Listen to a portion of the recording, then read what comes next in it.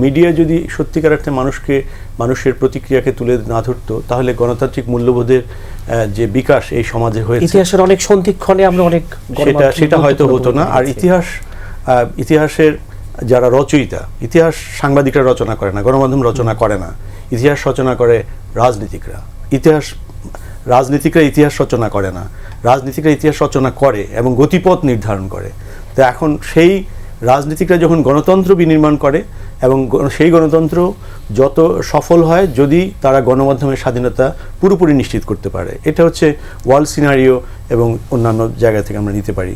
এখন কথা হচ্ছে যে আমাদের এখানে যে ব্রিটিশ আমলে যে নিয়মটা করা হয়েছিল, যেহেতু উপনিবেশ, তারা এখানে গণমাধ্যমকে খুব সতর্কভাবে অ্যালাউ করতো। ওই যে রিপন ভাই যেটি বলছেন যে কোথাও ছাপাখানা এটা সেটা, তারপরে দুঃখজনক হলেও সত্য, ব্রিটিশরা চলে যাওয়ার পরেও প্রায় 4-5 দশক পরে আমাদের স্বাধীনতা যখন আমরা পেলাম তখন আমাদের দেশের রাজনীতিকরা বিলেতের সম্পর্কে ভালো জানতো, কিন্তু এখানে প্রেস অ্যান্ড পাবলিকেশনস অ্যাক্টটা করেছে ঠিক সেই মোড়কে যেমনিভাবে ব্রিটিশরা করেছিল।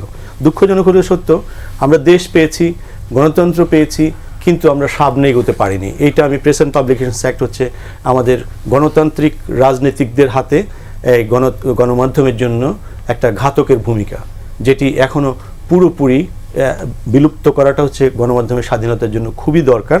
কারণ কোনো গণতান্ত্রিক এবং সভ্য সমাজে প্রেসকে নিয়ন্ত্রণ করা হয় না, আর যেখানে নিয়ন্ত্রণ করা হয় সেখানে আপনি নিশ্চিতভাবে বলতে পারেন সেখানে গণতন্ত্র প্রশ্নবিদ্ধ। আমাদের এখানে গণতন্ত্র প্রশ্নবিদ্ধ যতক্ষণ পর্যন্ত এই ধরনের আপনি 100 বার নির্বাচিত সরকার করতে পারবেন, কিন্তু যতক্ষণ পর্যন্ত ফ্রিডম অফ স্পিচ এবং ফ্রিডম অফ যে সমাবেশ, এগুলো এক্সপ্রেশন, রিলিজিয়ন, এগুলো যতক্ষণ পর্যন্ত নিশ্চিত না হবে ততক্ষণ পর্যন্ত এগুলো ফাঁকা বলি এবং রাজনৈতিক স্বার্থে কথকতা। তো আমি সেটার জন্য মনে করি যে তথ্য মন্ত্রণালয়ের কোনো প্রয়োজন নেই। আমি মনে করি তথ্য মন্ত্রণালয়, সভ্য সমাজের তথ্য মন্ত্রণালয়, গণতান্ত্রিক সভ্য সমাজের কী করবে তথ্য মন্ত্রণালয়? তথ্য মন্ত্রণালয় কি তথ্য চাপিয়ে দিবে না তথ্য গেলাবে? তথ্য তো জনগণের ভেতর থেকে আসবে এবং সে তার জনগণকে, সরকারকে কীভাবে চ্যালেঞ্জ করবে সে তার ভাষায় জানবে এবং সেটা নির্দিষ্ট মাধ্যম আছে। তো এই জন্য সবচেয়ে বড় প্রশ্ন যেটি এসছে গণমাধ্যমের মালিক কারা, এইটা হচ্ছে সবচেয়ে বড় বিপদ। এই জায়গাটিতে অনেকে খুব ইনোসেন্টলি বলে যে সবাই তো বৈধভাবেই নিয়মতান্ত্রিকভাবে, নো, এটা নিয়মতান্ত্রিক হতে পারে না। আমি কোনো গ্রুপ খুব খারাপ সমাজে ভূমিকা থাকতে পারে, কিন্তু অথবা খুব ভালো ভূমিকা থাকতে পারে, তারা আঞ্জুমানে মফিজুল ইসলাম খুব বড় বড় ভালো কাজ করে, কিন্তু কথাটা হচ্ছে যে 5টা-7টা মিডিয়া কেন একটি গ্রুপের হাতে থাকবে?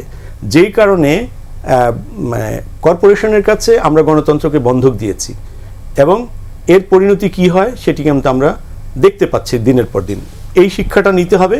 যদি এই কর্পোরেশনগুলো অর্থাৎ এক্সেসিভ কন্ট্রোল অফ ডেমোক্রেসি তাদের হাতে কিন্তু চলে যাচ্ছে এবং চলে যাওয়ার ফলে এখন কি হচ্ছে আমরা দেখতে পাচ্ছি। সুতরাং আমি আর বিস্তারিত শুধু এতটুকু বলছি না, গণমাধ্যমের ফ্রি যদি আমরা করতে চাই, গণতন্ত্রকে যদি আমরা নিরাপদ করতে চাই এবং রাজনীতিকে যদি নিজেরা নিরাপদ থাকতে চান, তাহলে গণমাধ্যমকে একেবারে স্বাধীন কিভাবে করা যায়, আমার মনে হচ্ছে না যে এই ব্যাপারটা এরকম যে চাকা নতুন করে আবিষ্কার করতে হবে।